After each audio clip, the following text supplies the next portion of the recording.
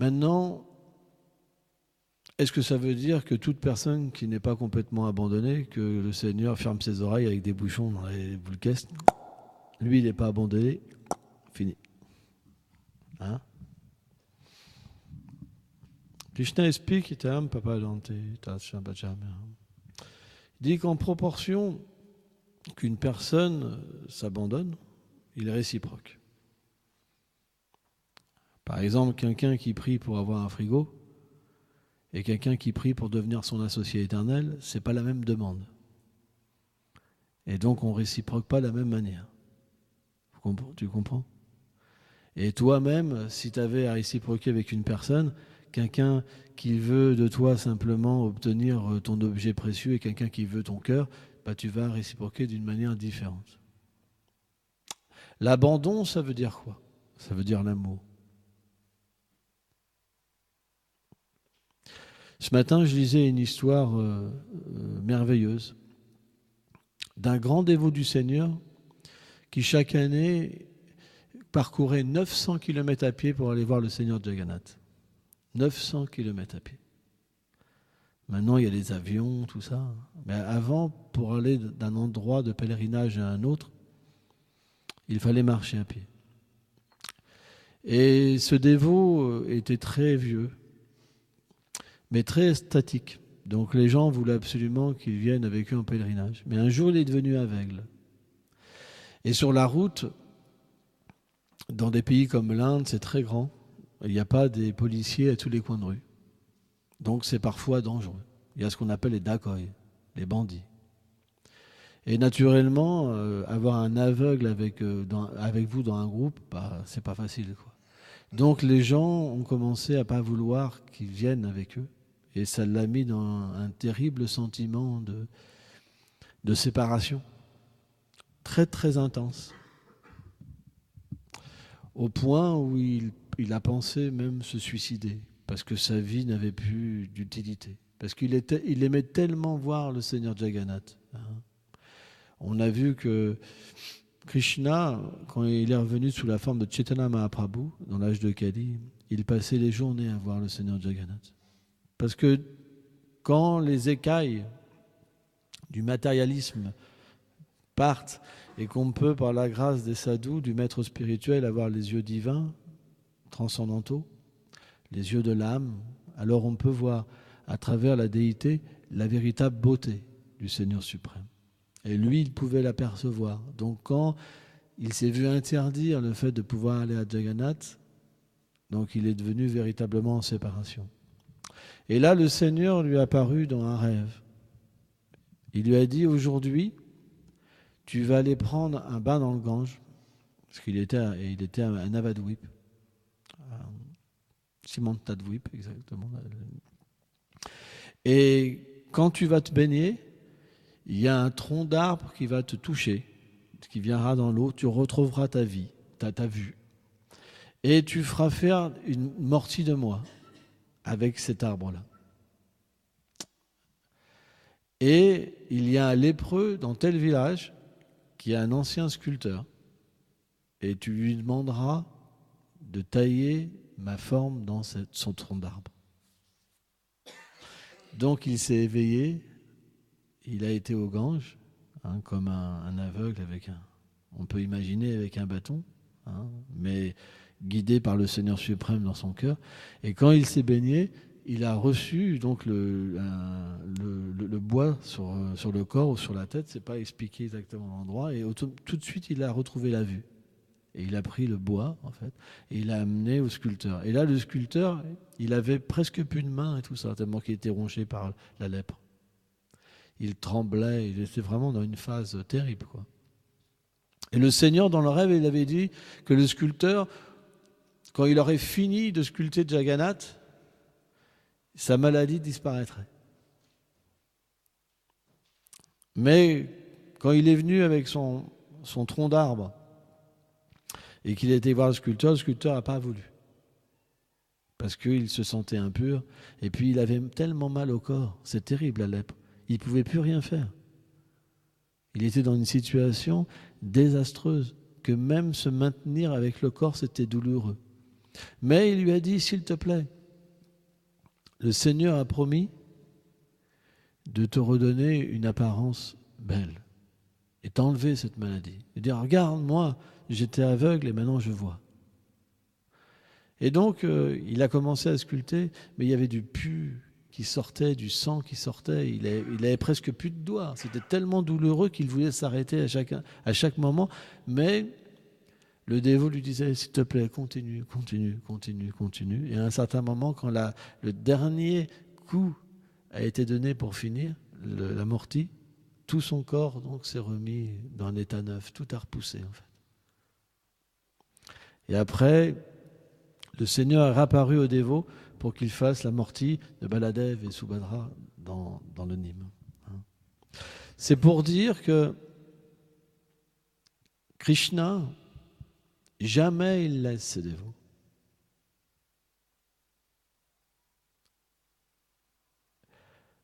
Quand, par exemple, il dit Samoham Savabhu Teshu Navilisho Sinapriya Bhajanti Tumambatam Maiteshu Shapyam. Quand il dit je suis impartial, ni partial envers les êtres. Simplement, celui qui veut être mon ami, je me donne à lui. Le Seigneur, il a cette caractéristique, cette qualité. C'est que si on se donne, il se donne en proportion. Si quelqu'un chante ses gloires, il chante ses gloires. Si quelqu'un veut mourir pour vivre, pour lui, alors il fait la même chose. C'est pour ça que l'essence du monde transcendantal, le halo même de Shrimati Radharani, selon Bhakti-Rashaka Sridhar Goswami Maharaj, c'est le Sharanagati. Dans le monde transcendantal, c'est juste l'humeur qui existe. Chaque être vivant vit du Sharanagati. C'est pourquoi, sans Sharanagati, on ne peut pas entrer dans la demeure divine. C'est pourquoi Srila Bhaktivinoda Thakur, il a écrit ce livre si précieux, Sharanagati. Dans un premier temps, il nous met dans une situation de regret. Parce que l'abandon, ça veut dire déjà que je regrette qu'est-ce que j'ai fait. Je me suis éloigné de toi, Seigneur. Déjà, ça commence là. J'ai perdu tellement de temps à faire des études, à monter une famille, à faire des enfants, à faire une maison et à penser que tout ça, ça m'appartenait. Voilà ce que Bhaktivinoda Thakur prie. Et il prie pourquoi ? Pour avoir le refuge du Seigneur suprême. Donc, cette essence du Sharanagati, c'est la vie d'un Vaishnava. En proportion qu'on a abandonné, en proportion on est un Vaishnava. Vaishnava, ça veut dire pur dévot. Et Vaishnava Abbas, ça veut dire une apparence de Vaishnava. C'est pourquoi notre vie dévotionnelle, elle n'a comme support que de développer l'abandon. C'est pourquoi Vishwanath Chakravarti Thakur explique une chose, c'est que pour un dévot qui accepte la voie de l'abandon, du Sharanagati, le Seigneur lui-même met des tests aux dévots pour qu'ils puissent s'abandonner plus. Et on voit, si vous regardez le Mahabharata, les histoires avec les Pandavas, par exemple, le Seigneur met des tests mais tellement élevés pour ces dévots. On voit par exemple Draupadi, par exemple. Draupadi qui était mariée aux 5 Pandavas. Et Draupadi, j'ai lu il n'y a pas longtemps que c'est une manifestation de Lakshmi Devi, Draupadi. Eh ouais. Alors, c'est dans quel Purana que j'ai lu ça ? C'est quand Krishna il explique de laquelle manière ses associés et les demi-dieux vont s'incarner en fait sur la terre. Il explique tout qui est qui, tout, etc., etc., etc. Par exemple, Ashvatam, c'est Shiva, etc., etc. Hein? Donc tout est écrit, tous les associés, de quelle manière ils viennent. Et on voit par exemple Draupadi, dans son caractère tellement élevé, tellement abandonné envers le Seigneur suprême, dans son service à ses époux, etc., elle s'est fait, comment dire, elle a été jouée au dé. Vous vous rendez compte? Parce que ses maris étaient des Kshatriyas. Les Kshatriyas, c'est des guerriers, des militaires. Yudhishthir était un roi. Il est devenu un roi après. Il était le dauphin, c'est ce qu'on appelle le dauphin. Hein? Ça se dit, hein, le dauphin. Hein? Quelqu'un qui devait succéder au roi. Mais parce que Dhritarashtra, donc, qui avait eu le trône parce que son frère Pandu donc, avait été maudit, hein, il était aveugle, il avait une faiblesse. C'est qu'il était trop attaché à ses enfants.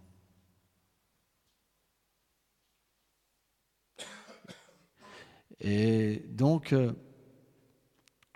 Vidura,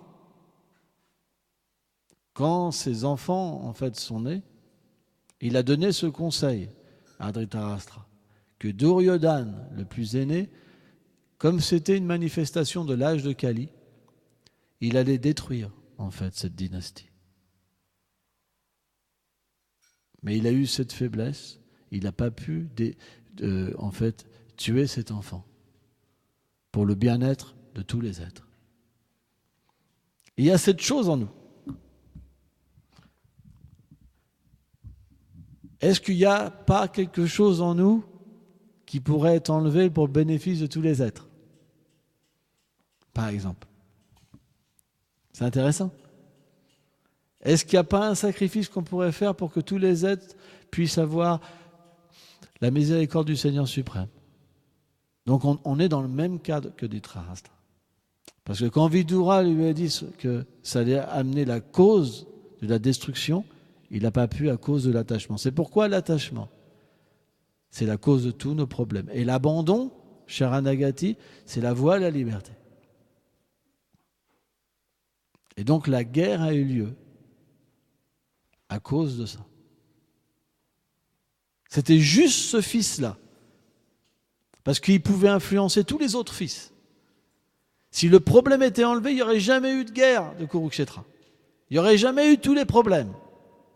Mais Duryodhana était tellement puissant et influent que s'il n'était pas enlevé, il pouvait influencer tous les autres fils de Dhritarashtra. Mais il n'a pas pu, parce qu'il était attaché.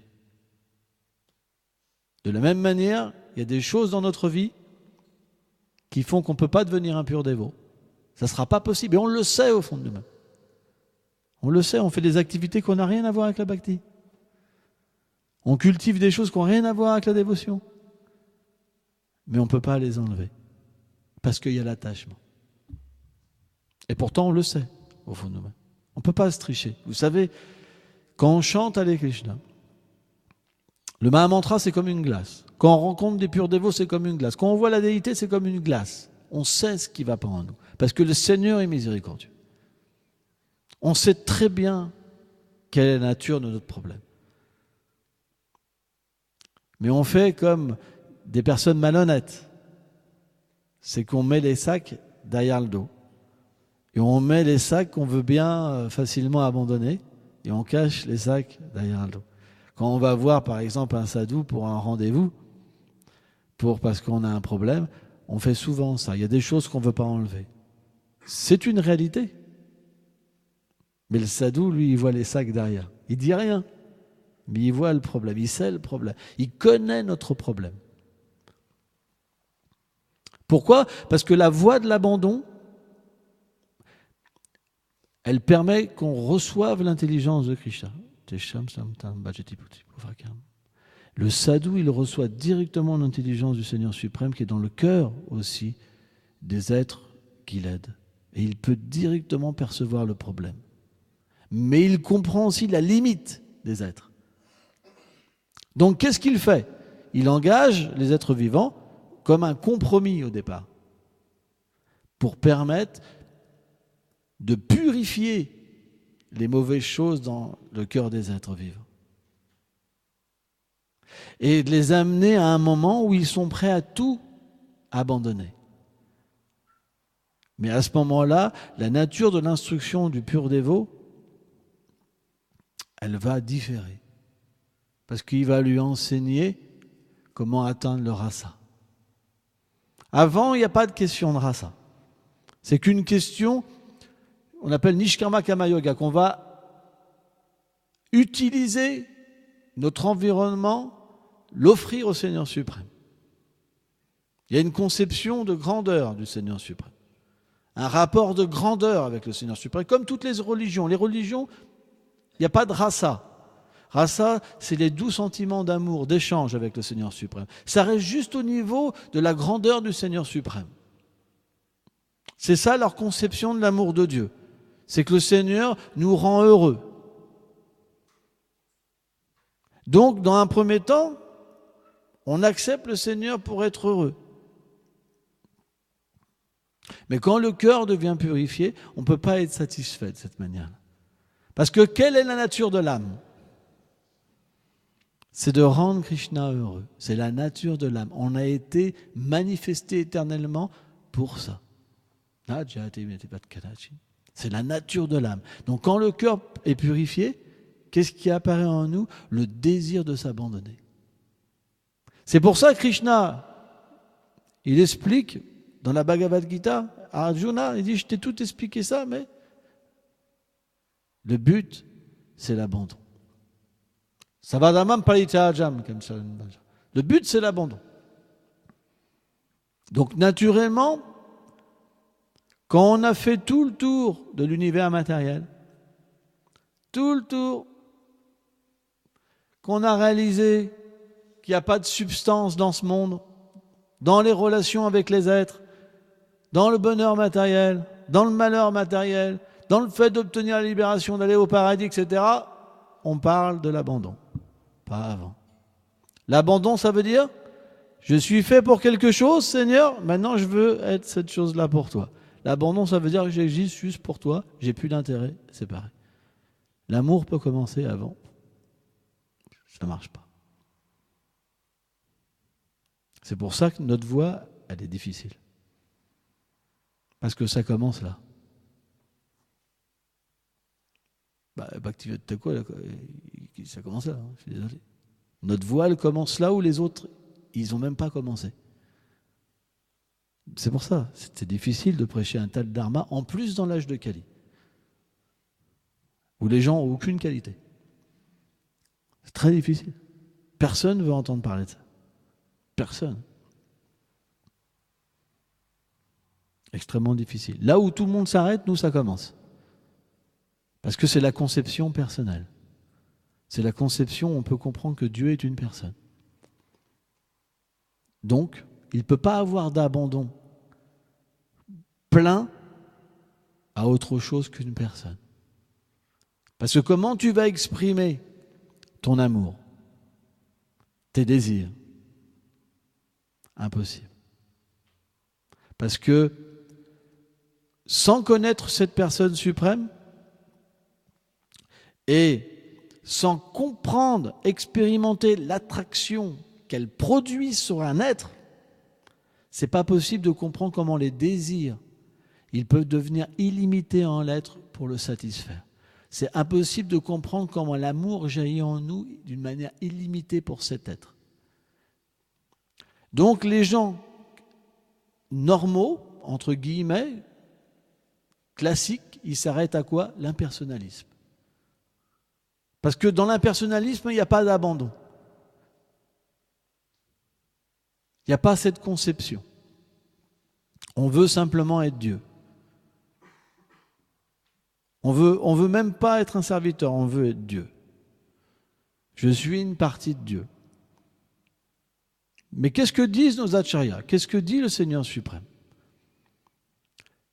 Que le jiva, lui, il est une énergie du Seigneur suprême. Il n'est pas le Seigneur suprême lui-même. C'est ça la différence entre les impersonnalistes et nous. C'est que l'impersonnaliste, il ne sait pas que le Seigneur a des énergies. C'est très important de comprendre ça, s'il vous plaît. Maya Dakshina Prakriti. Krishna a dit, j'ai une énergie matérielle. Et j'ai aussi une énergie supérieure. C'est l'âme. Et le Seigneur aussi une énergie divine, interne, Chit Shakti. Sans comprendre que le Seigneur a des énergies séparées, ils essayent d'imaginer que le Seigneur se divise pour sa création et qu'on est tous le Seigneur suprême. Mais Dieu, lui, il n'oublie jamais qu'il est Dieu. Si vous pensez ça, vous pensez qu'en fait le Seigneur, il est juste quelque chose d'insignifiant qui peut se faire recouvrir, il peut même oublier sa divinité. C'est même très offensant. Parce que l'absolu, ça veut dire quoi? Que tout existe par lui et pour lui. Par lui, pour lui, ça veut dire que notre fonction, c'est l'abandon. C'est pour ça que naturellement, tous les voies authentiques suivent cette recommandation que le Seigneur explique. Ça va d'un païcha ajam, c'est la voie de l'abandon. C'est pour ça que Bhaktivinoda Thakur et tous nos acharyas et le Seigneur lui-même qui est revenu pour expliquer ce verset en tant que Chaitanya Mahaprabhu, qui a pris l'état d'âme de Srimati Radharani pour enseigner ce qu'est l'abandon. En proportion qu'on a abandonné, en proportion on a une réalisation de Krishna. En proportion on a abandonné, quand on écoute Harikatha, on goûte le nectar, sans ça on dort. En proportion, il y a l'abandon, en proportion Krishna se montre. Ça veut dire que si on a abandonné complètement, on obtient Krishna. Si vous regardez Harinam Chintamani, non, Madhurya Kadambini de Vishwanath Chakravarti Thakur, comment il explique en fait les étapes du développement de l'amour de Dieu. Parce que la bhakti, c'est comme, dans le cœur, c'est comme une fleur. Au fur et à mesure qu'on progresse dans cet abandon, Krishna nous attire comme une abeille, avec le miel de ses douces qualités, avec le miel de ses divertissements, de sa beauté, de ses attributs, etc. Mais il explique à la fin, et ça c'est très intéressant, c'est que Krishna n'a jamais quitté son dévot. Mais le dévot, parce qu'il n'était pas complètement abandonné, le Seigneur ne pouvait pas se donner à lui. Et qu'à la fin, quand le dévot devient abandonné, le Seigneur se donne à lui, il lui apparaît personnellement. C'est une expérience mystique. Le Seigneur le prend dans ses bras et il lui dit « Qu'est-ce que tu désires ?» Et le dévot, il n'en revient pas. Il a le Seigneur face à face, la beauté illimitée. Il pleure, son corps tremble, les poils de son corps se hérissent. Il ne sait même pas quoi demander parce que c'est cette personne qui est l'origine de tout, elle lui demande comment il peut lui-même servir son dévot. Eh Baba, ça c'est la bhakti. Et Krishna, le dévot, il n'arrive même pas à répondre, tellement qu'il a d'émotion. Et Krishna, il réfléchit comme ça. Si je te donne le paradis, si je te donne la libération, c'est comme donner de la paille sèche. Personne ne donnerait de la paille sèche à quelqu'un qu'on aime. Mais je vois rien à part moi, qui suis l'origine de toute chose, qui puisse plus te satisfaire. Aujourd'hui, je t'appartiens. Vous vous rendez compte? Et Vishwanath, il dit, selon la relation, la swarup que le dévot est là, soit une gopi, soit un gopa, etc., alors le Seigneur réciproque différemment. Pour celui qui a une attitude de serviteur, il lui met les pieds sur sa tête. Celui qui a une attitude d'amitié, il lui prend la main. Et celui qui a une attitude d'amante, il l'embrasse. C'est pour ça un bhakta qui a avancé spirituellement, quand il prend le prashad, il est dans ce sort de relation. Il peut goûter directement en fait l'union du Seigneur à travers toutes les choses, quand il chante, quand il mange, quand il adore la déité. Ça c'est l'abandon. L'abandon, ça veut dire que peu importe ce qu'une personne fait, Krishna est disponible. Donc au début, quand on n'est pas abandonné, on rencontre beaucoup d'obstacles. Sommeil, paresse, maladie, tout prend le dessus sur notre dévotion. Si on est malade, on ne chante plus, par exemple. Si c'est trop fort, on s'en prend même au Seigneur suprême. On est en colère contre lui. Si on n'a pas d'argent, on est dérouté. Si on n'a pas ci, si on n'a pas ça, on est plein de désirs. Et on est dans l'action intéressée au début. Kamya karma. Action intéressée. Donc, nos acharyas, qu'est-ce qu'ils expliquent à ce niveau-là? Que Krishna va naturellement nous donner des choses. Mais pas dans le but qu'on soit esclave de ces choses, mais dans le but de nous enlever l'attachement pour ces choses.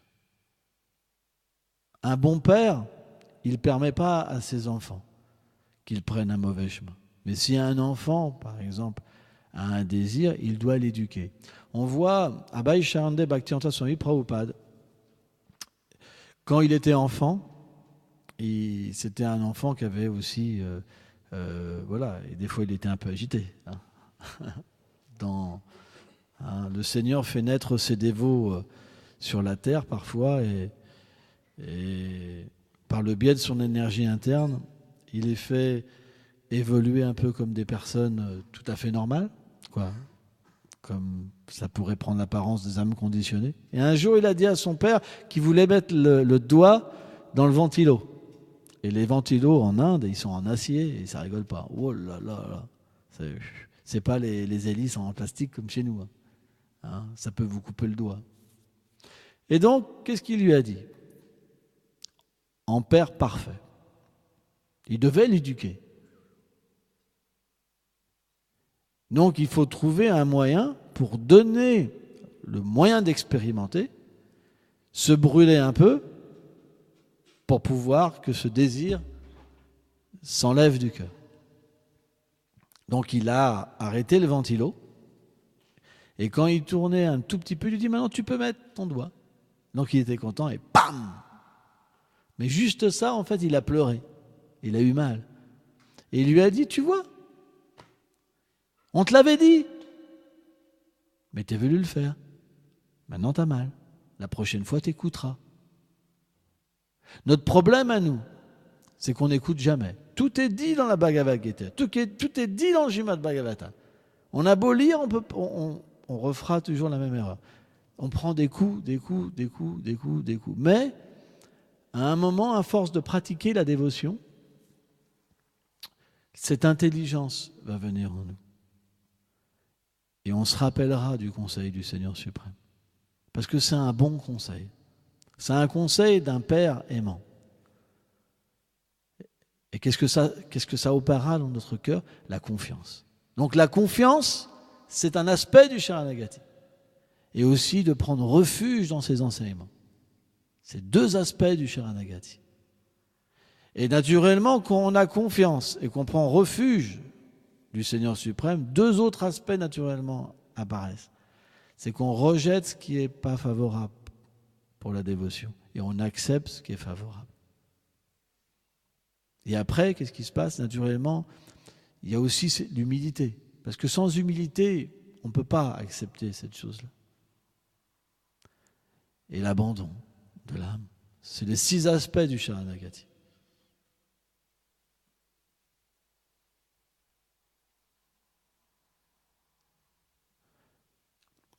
Donc, Duryodhana, cet être, cet Amsha de Kali, donc cette manifestation de l'âge de Kali. À bientôt. Cette manifestation de l'âge de Kali a naturellement entraîné ses frères. L'association, ça a une puissante, ça opère puissamment dans nos actions, dans nos pensées. On dit, dis-moi qui tu fréquentes, je te dirai qui tu es. C'est pour ça, un dévot, on le reconnaît par le fait qu'il rejette la mauvaise association. Qu'est-ce que c'est la mauvaise association? C'est quelqu'un qui ne vit pas abandonné au Seigneur suprême. Quelqu'un qui vit en pensant que le Seigneur suprême n'a pas d'existence. Si vous êtes entouré de personnes comme ça et que vous donnez votre cœur à cette personne comme ça, vous ne pourrez pas chanter. Vous ne pourrez pas vous abandonner. Ça serait même difficile d'entendre la Harikata. Même de venir au temple, de faire des activités dévotionnelles, ça sera difficile. Et les gens qui sont attachés au sexe, à la richesse. Même les acharyas vont plus loin, ceux qui sont attachés à aller au paradis, à la libération impersonnelle. Tout ça, c'est des mauvaises associations. Pourquoi ? Parce que l'association, selon Bhaktivedanta Thakur, ça veut dire que vous allez vouloir prendre quelque chose dans cette association. Ce n'est pas une association juste de service.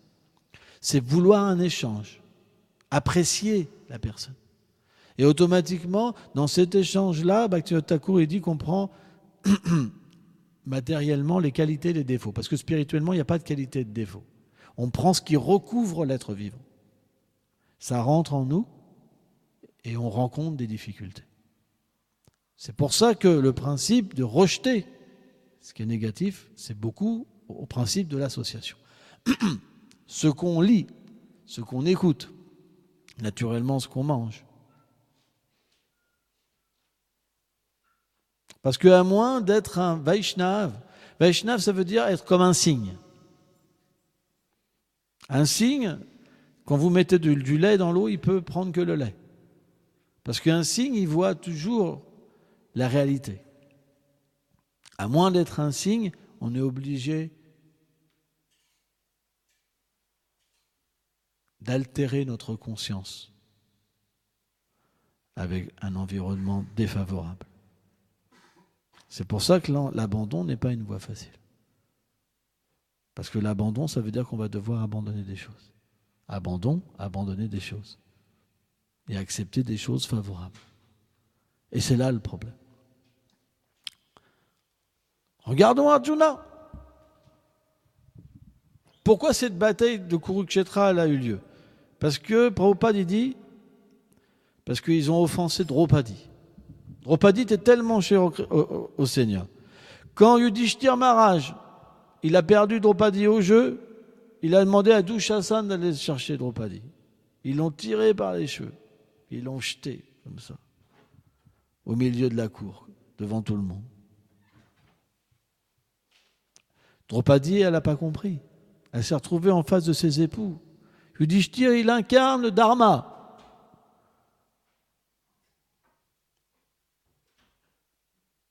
Dharmaraj est même une manifestation partielle de Yudhishthira.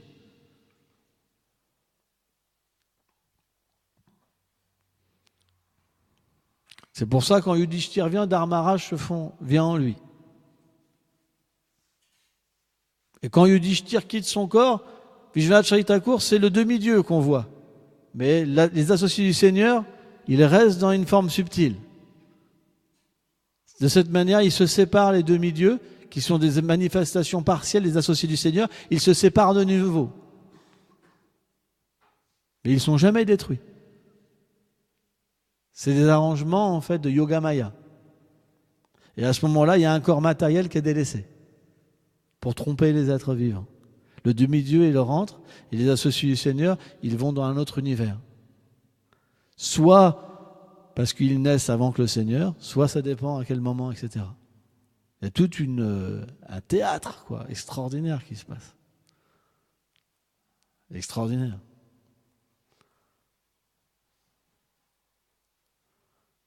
Mais Draupadi, elle n'a pas compris. Pourquoi personne ne dit rien ? Elle a même dit à Bhishma, Bhishma, comment tu peux rien dire ? Dronacharya ! Tout le monde baissait la tête. Elle pleurait. Personne ne pouvait l'aider. Et Duryodhana, ils rigolaient tous. Il a même relevé sa cuisse pour qu'elle lui dise, tu peux maintenant t'asseoir sur ma cuisse. C'est terrible. Il a demandé à Dushasana de la déshabiller. C'est quelque chose qui était impensable parce que toucher une femme, c'est la peine de mort, védiquement. Interdit de déshonorer une femme. C'est pas comme maintenant. Non, c'est pas des blagues. Parce que la femme est tellement respectée dans la société védique. Interdit de manquer de respect à une femme. Mais là, C'est inconcevable, cette situation-là. Et Dushasana, il avait la force de 10 000 éléphants, Dushasana. Un monstre. Donc il a suivi l'ordre d'Duryodhana sans complexe. Pour justement jouir de cette scène-là. C'était une revanche pour eux, pour les Pandavas. C'était l'humiliation suprême. Leur femme. Il n'y a rien de pire. Et eux, parce qu'ils s'étaient perdus au dé, ils ne pouvaient rien faire. Ils ont essayé de bouger. Mais on leur a dit, tu t'es perdu. Tu n'as même pas le droit. Tu t'appartiens même plus. Et donc, quand Dushasana, il a tiré, c'est expliqué que Draupadi, elle a essayé, elle se rappelait Krishna pour qu'il vienne l'aider. Narayana Maharaj explique ça. Mais elle n'était pas complètement abandonnée. Elle avait mis son sari, en fait, entre les dents. Et elle priait Krishna. Mais qu'est-ce que vous voulez qu'elle fasse contre Dushasana? Et donc, naturellement, à un moment, elle a levé, elle s'est complètement abandonnée, en fait. Et elle a chanté les noms du Seigneur. Avec un tel abandon. Et Narayana Maharaj, il dit, au même moment, Krishna était à Dwarka. Il était entouré de ses reines. Et il sentait que quelqu'un l'appelait, tu vois. Et ses reines, elle dit, mais qu'est-ce qui se passe, Krishna? Qu'est-ce que tu as? Elle le voyait vraiment inquiet. Et il dit, on m'appelle. Mais la personne qui m'appelle, elle n'est pas complètement abandonnée. Et dès que Draupadi, elle s'est abandonnée, Krishna a apparu sous la forme d'un sari illimité. Et mystique. Parce que Dushasana avait la force des 1000 éléphants. Quand il tirait ce sari, c'était tellement difficile qu'il est devenu épuisé. Voilà. C'était mystique et tout le monde priait en fait. Tout le monde voyait que c'était le Seigneur suprême qui protégeait sa dévote. C'était tellement, un théâtre tellement merveilleux. Il y avait tellement d'extase pour Bhishma, pour Dronacharya, pas pour Duryodhana par contre.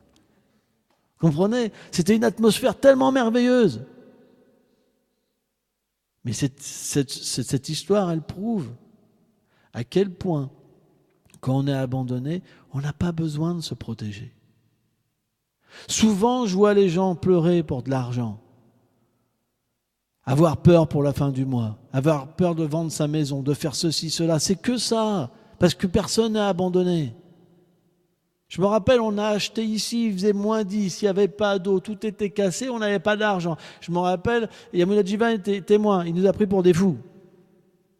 Ils sont barrés, les gars. Ils n'ont pas de rond, ils habitent là à 3 comme des clochards. Ils ont des engelures aux pieds. Il a eu pitié, il est venu nous aider un petit peu. Mais finalement, parce qu'on était abandonnés, parce qu'on savait que Krishna allait réciproquer, parce qu'on savait qu'il voulait venir ici, l'argent est venu, l'aide est venue. Regardez maintenant un temple magnifique. Alors c'est vrai qu'il y a des plus beaux temples, mais on connaissait personne. On n'avait aucun contact. Et on a commencé par vendre avec des petits encens. 1 franc dans la rue, 10 francs, 5 francs, comme ça, pour avoir une toute petite somme. On a fait tellement d'efforts, Fanny Bhushan, tout ça, Yashodhara, Yashodhana. Vous pensez que Krishna, il n'est pas endetté? Aujourd'hui, il est là. Parce que Fanny Bhushan a fait tellement de services. Même s'il a eu des galères après, il ne l'a jamais abandonné. Et il le sait. Jamais il l'a abandonné. Jamais. Moi, il ne m'a jamais abandonné. Quand j'ai eu des difficultés, il était toujours à côté de moi. Toujours. Jamais il m'a abandonné. Comment vous voulez abandonner un tel Seigneur qui a des qualités tellement merveilleuses? C'est parce qu'on ne voit pas, on est aveugle. Mais regardez autour de vous, il y a tellement de miracles. Ouvrez les yeux, ouvrez les oreilles, la bouche, tout, je ne sais pas, ce que vous voulez. Arrêtez de vous plaindre. Si on pouvait simplement voir le 10e de ce que Krishna a fait pour nous, on serait abandonné. On est simplement des enfants égoïstes. Moi, j'ai passé ma vie matérielle à critiquer ma mère, à injurier ma mère alors qu'elle essayait tout pour mon bien-être. Eh bien, nous, c'est pareil avec Krishna. On est tellement égoïstes. Il essaye de nous sauver à chaque instant et on s'en fout. On n'est pas redevable. Donc, cette dette de l'amour, ça veut dire l'abandon. Quand on comprend ce que Krishna nous donne, on s'abandonne. Pourquoi en ce moment on n'est pas abandonné? Parce qu'on ne comprend pas ce que Krishna a fait pour nous. On se lamente. Il est prêt à se donner. C'est pas de l'argent qu'il va nous donner. C'est pas une belle maison qu'il va nous donner. C'est pas une belle flûte, une guitare, une Harley Davidson. Non, c'est pas ça qu'il veut nous donner. Il veut se donner lui. Mais on ne comprend pas. On continue à lui demander des choses qui n'ont rien à voir. Il se dit au fond de lui-même, quand est-ce que le jour viendra où ils vont me demander moi? Quand est-ce qu'ils voudront devenir mon associé? Quand est-ce qu'ils comprendront la voie de l'abandon? Je suis venu, je leur ai tout donné, mais ils continuent à prier pour un frigidaire. Je ne vais pas me transformer en frigidaire, quand même. Comprenez? C'est pourquoi un jour on aura ce déclic. Un jour ça viendra. Pour l'instant, pas encore. C'est pour ça que Krishna dit Bahunam Jamtre. Après des millions d'existences, une personne peut comprendre. Ça va venir. Mais pourquoi attendre des millions d'existences? Est-ce qu'on est heureux de cette manière-là? On ne peut pas être heureux à part avec Krishna. Sans ça, on sera des impersonnalistes. Les impersonnalistes, ils essayent de cacher Krishna et de se fondre dans le Brahman pour essayer de trouver l'extase. C'est juste une supercherie, en fait. Moi, j'étais comme ça. J'ai expérimenté toutes ces choses-là. Me fondre dans l'amour. Au point que c'est un vrai suicide. Tu te sens t'éclater. Comme ça. J'ai expérimenté ça, moi. Je faisais du yoga. Mais maintenant, quand je pense à ça, c'est tellement... On veut simplement ça pour nous-mêmes, en fait. On ne veut pas avoir une attitude de service, d'abandon. Mais Krishna ne peut pas réciproquer. Donc il donne ce plan-là. Mais c'est tellement insignifiant. Tellement insignifiant. C'est pourquoi, naturellement, parler de la voie de l'abandon du Sharanagati, c'est le cœur, l'âme de Krishna même. Pourquoi Krishna existe? Parce que ses dévots sont abandonnés à lui. Krishna, il n'a pas de désir. Simplement, s'il manifeste quelque chose, c'est pour ses dévots. Donc, les acharyas ont dit que la personnification du Sharanagati, c'est Radharani. C'est le niveau le plus élevé du Sharanagati. C'est la personnification de l'amour de Dieu, de l'abandon. C'est pourquoi on est des Gaudiya Vaishnava. Parce qu'on est des adorateurs de Shrimati Radharani. On prend le parti de Shrimati Radharani. Les Gaudiya, c'est ça. Une fois, Bhaktisiddhanta, il était au Radhakund. Il y avait des dévots qui chantaient. Et un dévot, il a dit, c'est quoi la différence entre eux et nous, Prabhupada? Et Srila Prabhupada, il a répondu, eux, ils adorent Krishna, c'est des Karshnav, mais nous, on adore Radharani, on est des Gaudiya. Nous, on prend le parti de Radharani. C'est pour ça que différentes humeurs existent dans le monde transcendantal. Par exemple, il y a 3 sortes de gopis. Il y a des gopis qui sont sur toujours le parti de Radharani, ceux qui sont entre Radha et Krishna, et ceux qui sont du côté de Krishna. Il y a plein d'humeurs, en fait, possibles. Bilva Mangal Thakur, par exemple, quand il a glorifié Krishna, il est dans l'humeur des gopis de droite.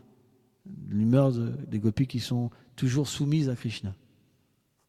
Mais, selon nos acharyas, le camp de Lalita Sakhi, ils sont dans l'humeur de gauche, les gopis de gauche. Ils ne sont pas toujours favorables envers Krishna. Par exemple, parfois, quand Lalita, elle soupçonne Krishna d'avoir erré quelque part ailleurs, elle interdit Radharani de prendre le darshan de Krishna. Et bien qu'ils soient dans des kunj séparés, quand Krishna vient, Radharani, elle ne peut pas accepter que Krishna la voie. Et donc Radha et Krishna deviennent très malheureux, vraiment malheureux. Mais elle ne peut pas, parce que Lalita, c'est le gourou de Radharani.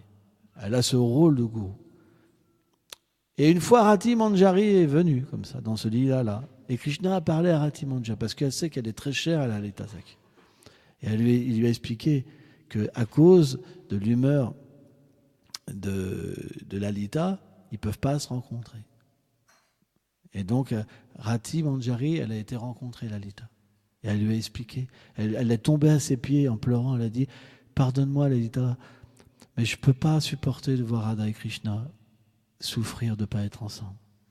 Et à ce moment-là, elle a levé son veto et Radha et Krishna ont pu se rencontrer. Donc on pourrait se dire que Lalita, c'est comme un obstacle.